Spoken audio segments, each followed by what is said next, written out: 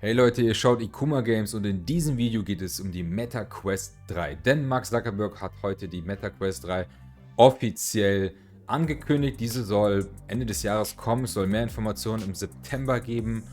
Und es gibt ein paar neue Infos. Es gibt einen Render-Trailer, den ich euch gerne zeigen möchte. Und ein paar Infos über die Quest 2. Diese soll unter anderem günstiger werden. Aber es gibt auch ein paar Sachen, wo ich ein bisschen skeptisch bin. Darüber möchte ich heute mit euch reden. Also bleibt dran.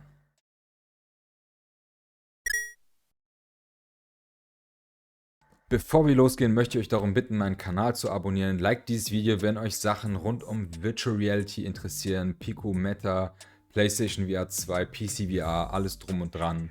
Und wäre super nett, wenn ihr mich da ein bisschen unterstützen würdet.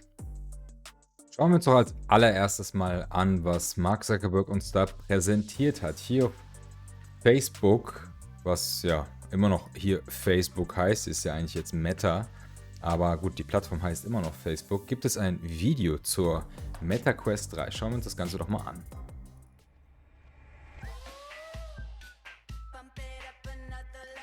Reimagined and redesigned from the inside out. Also komplett neu gemacht, 40% schmaler und man sieht das auch sehr deutlich.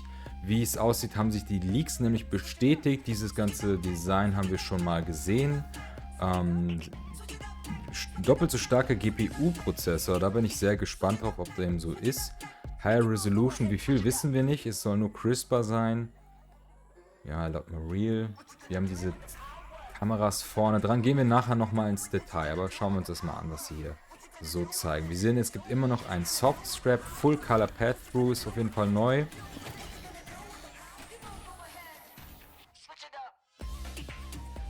Die Controller sind neu, es gibt keinen Ring mehr, aber was wir jetzt schon sehen, es gibt keine externen Kameras an den Controllern, also nicht die Quest Pro Controller.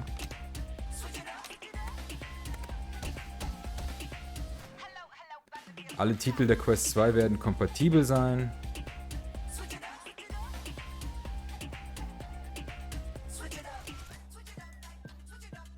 Und das Ganze wird ab $499 kosten. Ja, das sind die Informationen, die wir bisher haben. Und wir gucken mal, was hier alles so uns präsentiert wurde. Wie gesagt, $499 für die 128 GB Version. Also das wird nicht erhöht. Am 27. September gibt es die Meta Connect wieder mal und dort werden wir wahrscheinlich mehr dazu erfahren. Höchstwahrscheinlich wird kurz danach das Ganze auch released werden. Das Ganze ist eine All-in-One-Headset, das wissen wir. Doppelte GPU, also ich glaube, es wurde bis jetzt immer vom XR2 Plus gesprochen, also kein ganz neuer, aber eben ein stärkerer insgesamt. Full Color Path-Through durch Immersive VR nennen sie das Ganze hier. Gucken wir uns das nachher mal technisch an. 40% schlanker. Da ist ein Sternchen, das gucken wir uns gleich nochmal an, was das zu bedeuten hat. Dank unserer Fortschritte in der Tracking-Technologie haben wir auf die äußeren Tracking-Ringe verzichtet, sodass sich die Controller wie eine natürlichere Verlängerung ihrer Hände anfühlen und weniger Platz beanspruchen. True Touch Haptic, also Haptic Feedback und sowas wurde integriert von den Pro-Controllern. Habe ich tatsächlich noch nicht testen können, aber soll sich ganz gut anfühlen. Ich hoffe, dass es mindestens so gut ist wie bei der Pico 4. Direct Touch, also natürlich Handtracking soll auch unterstützt werden. Und man kann sich trotzdem die Touch Pro Controller holen. Das wäre natürlich gut. Die Frage ist nun, was da besser? Sind die Controller besser oder will man doch wieder die Ringe haben? Mal gucken. Genau, die Bibliothek wird auf jeden Fall kompatibel sein. Es war jetzt noch nicht die Rede von reinen Quest 3 Titeln. Bisher scheint es so, dass alle Spiele untereinander kompatibel sein werden.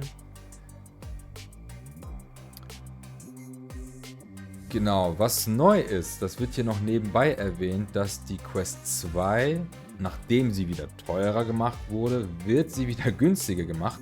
Hier wird es jetzt nämlich die 128 GB Version für $299 geben. Also wieder, muss man sagen, zurück auf 350 € wahrscheinlich für uns und 400 € für die 256 GB. Oder korrigiert mich, ist sie jetzt günstiger, also wird die jetzt günstiger sein wie damals zu Release? Oder wie sieht das aus?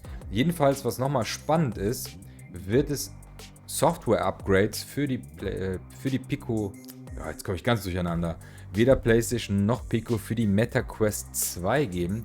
Diese soll nämlich in Sachen CPU bis zu 26% schneller werden. Und ja genau, GPU und CPU. Irgendwo habe ich nochmal zwei verschiedene Werte gesehen. Und die Quest Pro wird 11% schneller werden. Also da wird es wohl irgendwie ein Software-Upgrade geben und das Ganze ein bisschen höher getaktet. Genau, und das sind auf jeden Fall die Informationen. Ein paar Spiele wurden bei der Meta Quest Game Showcase gezeigt, aber auf die möchte ich gar nicht so weit eingehen. Interessant zu sehen ist, dass es keine PC-VR-Titel mehr gab. Sonst wurde ja immer hier und da noch ein paar Reste gezeigt, wie Lone Echo 2. Jetzt sind alle Spiele, selbst Asgard's Wrath, komplett standalone. Also PC-VR ist für Meta tot. So, und wir wollen uns das Ganze mal genauer anschauen. Hier haben ein paar Leute wie Tyrael aus dem Trailer vielleicht ein paar High-Res-Pictures rausgeholt und da möchte ich auf ein paar Sachen eingehen. Also hier 40% schlanker und das haben wir tatsächlich schon gesehen. Exakt so sahen die Leaks auch aus und wir haben hier ein wahrscheinlich Pancake-Linsen-Design. Ich gehe davon aus, dass hier die Quest Pro Linsen zum Einsatz kommen und dadurch ist das ganze Gerät natürlich etwas schlanker. Deutlich mehr gebogen, ist natürlich, kann sich dadurch ein bisschen besser an das Gesicht anpassen wie so eine Skibrille. Aber gehen wir mal das Ganze einzeln durch. Was sehen wir hier? Wir sehen den Lauter-Leiser-Regler. Wir sehen hier, was könnte das sein? Ein Mikrofon könnte hier zu sehen sein. Hier vorher war links und rechts waren ja so Mikrofon-Dots und jetzt sind da so 3 Stück, keine Ahnung. Es gibt offenbar ein IPD-Regler, das wollen wir doch mal hoffen, dass da 2 LCDs verbaut sind und wir 2 unabhängig voneinander agierende Linsen haben, die wir, um das IPD eben manuell zu verstellen, haben und scheint so zu sein, dass wir hier so einen klassischen Regler haben. Sehr interessant auch sind die Lautsprecher, die sollen etwas stärker sein und das Softstrap hat sich ein wenig geändert. Wir haben nicht nur einen so einen Streifen, sondern der spaltet sich hier nochmal ein bisschen und vielleicht geht das Ganze so ein bisschen rüber. Hier und da habe ich gelesen, dass die Quest 3 ein bisschen schwerer sein soll, auch wenn viele Leute jetzt schon gesagt haben, die fühlt sich insgesamt leichter an. Ist natürlich verständlich. Die ist nicht so front-heavy, also wenn ihr so zur Seite guckt, sticht die wahrscheinlich weniger stark raus wie die Quest 2. Das kennen wir ja schon aus der Pico, da war das ja auch so, die ist einfach insgesamt flacher. Bei der Quest Pro wird das ähnlich sein. Nur ist jetzt natürlich die Frage, wie passt das mit dem Softstrap? Ich fand, das Softstrap ging gar nicht bei der Quest 2. Bei der Quest 3 kann ich mir das tatsächlich vorstellen, aber ich gehe weiterhin davon aus, dass man das Ganze upgraden kann. Dadurch, dass wir hier an den Seiten sehen, dass es hier so Schlitze sind, gehe ich davon aus, dass man sie wie gehabt so abklipsen kann. Ich habe leider keine Quest 2 mehr, deswegen kann ich euch das nicht so direkt zeigen. Aber wir haben hier, sieht man jetzt schon ein deutlich, ich öffne das Bild mal ein bisschen größer. Wir haben ja ein, glaube ich, deutlich verbessertes Material hier fürs Face Cushion. Davor war es noch so ganz normaler Schaumstoff. Jetzt ist es so perforiertes Material. Sieht auf jeden Fall schon deutlich bequemer aus. Aber was ich hoffe, was man jetzt noch nicht sehen konnte, dass das Ganze hier magnetisch ist und nicht mehr so reingeklickt wird. Da hoffe ich, dass sie das auf jeden Fall so umsetzen, weil das erhält auch die Langlebigkeit des Geräts und das finde ich doch schon sehr wichtig. So, auf die Kameras kommen wir gleich zu sprechen, sowie die Tracking-Kameras. Welche Bilder haben wir hier noch? Genau, hier kann man das Face Cushion jetzt nicht weiter sehen. Aber hier so ein paar Inlays. Mal gucken, ob das wirklich so schön sauber schwarz verbaut ist. Wir haben standardmäßig weiterhin einen Lüfter und sonst kann ich hier keine besonderen Teile erkennen, beziehungsweise da bin ich nicht Pro genug. Die Controller verzichten, wie gesagt, komplett auf den Tracking-Ring und wir haben keine Kameras auf den Controllern. Das heißt, was ich so gesehen habe, ist die Vermutung, dass wir hier weiterhin Tracking-Dots haben, also so Infrarot-Punkte drumherum. Und da ist jetzt die Frage, wie gut wird das Tracking sein, weil wir werden natürlich mit unseren Daumen ein Stück davon wahrscheinlich ja verdecken. Aber Facebook spricht von, die haben ihren Algorithmus verbessert und so weiter. Mal gucken, wie präzise das Ganze sein wird. Denn, was mir aufgefallen ist, wir haben keinerlei Kameras mehr oben. Wir haben hier unten links und unten rechts haben wir 2 Tracking-Kameras und wir haben diese Tracking-Kameras hier vorne.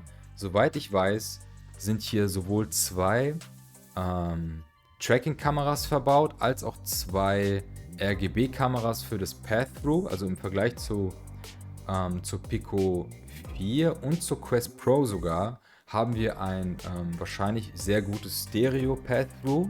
Bei der Pico 4 war das ja so, dass wir Path-Through hatten, indem wir diese 4 Kameras wurden quasi zusammengestitcht, deswegen ist das Bild immer nicht so homogen und wechselt so ein bisschen, und eine RGB-Kamera, die die Farbe herausgab.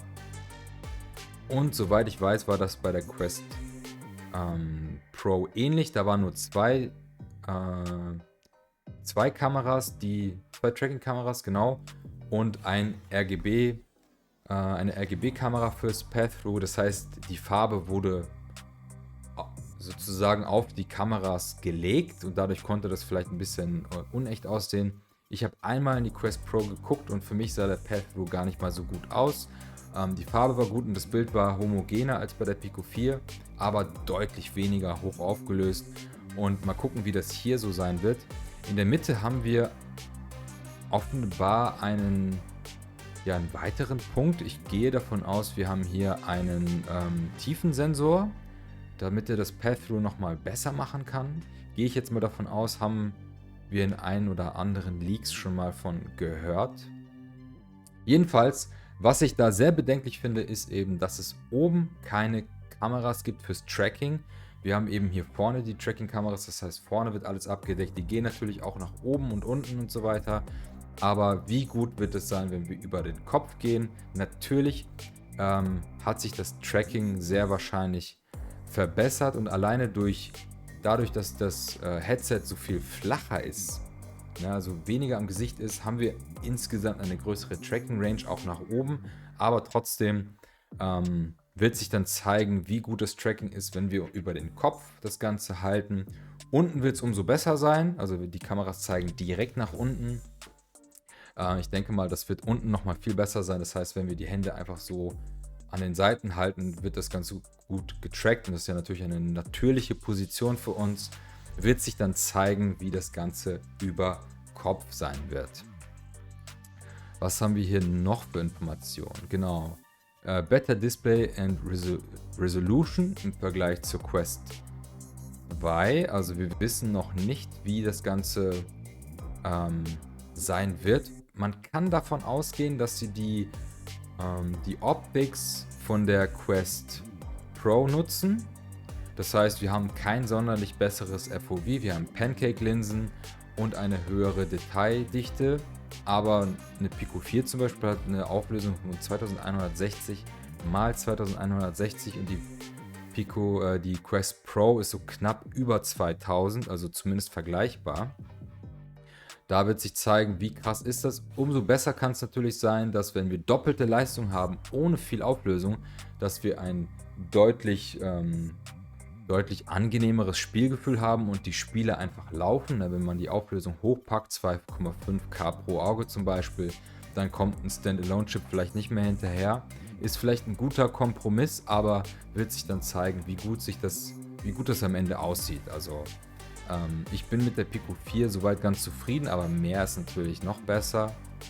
Mal gucken. Ist auf jeden Fall nicht unbedingt ein Upgrade im Vergleich zur Pico 4, muss man ja auch mit reinnehmen. Genau, hier sind noch ein paar Sachen, die ich so rausgefunden habe. Added Dynamic Resolution Scaling, also anscheinend gibt es bald auch bei der Bei der Quest 2 meine ich eine dynamische Auflösungsskalierung. Wahrscheinlich wird das eingebaut, damit das alles möglichst kompatibel ist zwischen Quest 2 und Quest 3. Also die Spiele können je nach Bedarf hoch und runter skalieren.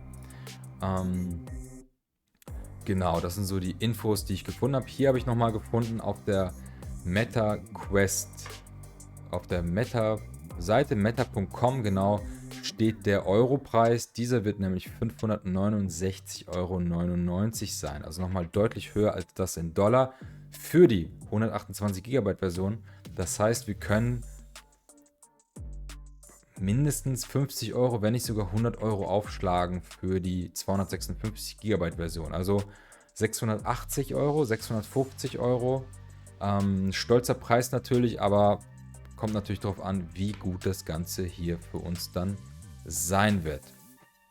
Ich habe hier nochmal VR Compare. Shoutout an die Jungs, die das hier betreiben oder Mädels. Die haben jetzt schon hier ein paar Sachen für die Quest 3 aktualisiert. Hier habe ich jetzt einfach mal die Quest Pro, die Pico 4 und die Quest 3 reingepackt, um die Sachen nebeneinander zu vergleichen. Hier gibt es ein paar Sachen, die sind natürlich noch nicht released. Announced wurde das Ganze am 1. Juni, also heute, ist ja klar. Und wir haben den Preis. Was wir hier so sehen ist Color Path-Through, wahrscheinlich ein RGB-Stripe Pixel, also die Pixel sind RGB-Stripes, das heißt, wir haben wahrscheinlich eine höhere Clarity.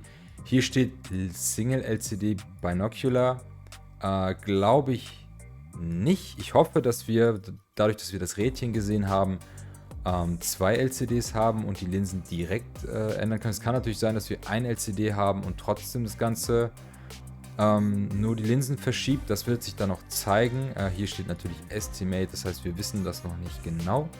Dann wird die Auflösung wahrscheinlich 2064 x 2280 sein. Ich weiß nicht, woher sie diese Informationen haben. Bei der Quest Pro war das deutlich weniger. Wahrscheinlich von den ein oder anderen Leaks. Wäre natürlich schön, wenn das nicht exakt die Quest Pro Auflösung wäre, weil die wäre hier deutlich geringer. Hoffen wir also mal, dass sie hier recht behalten. Auch, dass es 120 Hertz hat, ist noch nicht bestätigt. Diese Informationen werden wir wahrscheinlich dann bekommen. Was ich auf jeden Fall weiß, ist, dass sehr viele Dritthersteller schon an Zubehör entwickeln. Also es wird definitiv zu Beginn wahrscheinlich ein VR-Cover geben oder ein Vovo VR-Strap und was hast du nicht gesehen. Ne? Das wird alles da wahrscheinlich bei sein.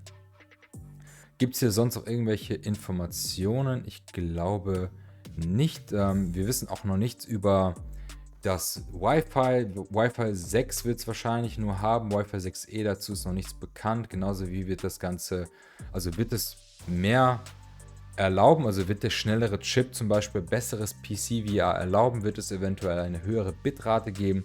Das wird sich alles erst zeigen. Potenziell könnte ein stärkerer Chip natürlich mehr Bitrate durchjagen, aber das wissen wir alles noch nicht. Ja, wie steht ihr zu MetaQuest 3? Seid ihr schon gehypt? Ich bin noch vorsichtig optimistisch. Ich habe natürlich Bock auf einen stärkeren Chip und ich hoffe auf besseres Bild durch eine möglichst höhere Bitrate, durch einen stärkeren Chip für besseres PC-VR. Aber das steht alles noch in den Sternen. Schreibt es mir doch mal in die Kommentare. Seid ihr gehypt oder kauft ihr euch doch lieber eine Pico 4 oder bleibt ihr jetzt bei eurer PlayStation VR 2? Das würde mich brennend interessieren. Ich halte auf jeden Fall die Augen weiterhin offen und werde das Ganze definitiv ausprobieren. Ich weiß noch nicht, ob am Release. Kommt eben darauf an, ob ich mir das Ganze leisten kann. Wenn ihr wollt, dass ich die Quest 3 mir anschaue, dann unterstützt mich gerne auf meinem Kanal und auf meinen Socials und wie auch immer. Lasst gerne nochmal eine Spende da, damit ich am Ende des Jahres mir definitiv die Quest 3 kaufen kann. Denn meine Headsets häufen sich langsam von. Hier Pico 3 Link zu 2 Pico 4s, zu einer PlayStation VR 2 und wahrscheinlich noch eine Quest 3. Ich freue mich auf meine Library, die ich immer noch habe von der Quest 2 noch. Ich habe meine Quest 2, wie gesagt, schon länger verkauft, weil das einfach für mich nichts war. Oder schreibt mir genau nochmal in die Kommentare, kauft ihr euch jetzt noch eine Quest 2, jetzt wo sie günstiger ist? Ich würde es nicht machen. Dafür ist mir das Ganze doch zu klobig. Dafür liebe ich meine Pico 4 zu sehr. Und ja, dafür bin ich auch zu sehr gespannt auf die Quest 3. Also, wir sehen uns beim nächsten Mal. Haut rein. Ciao.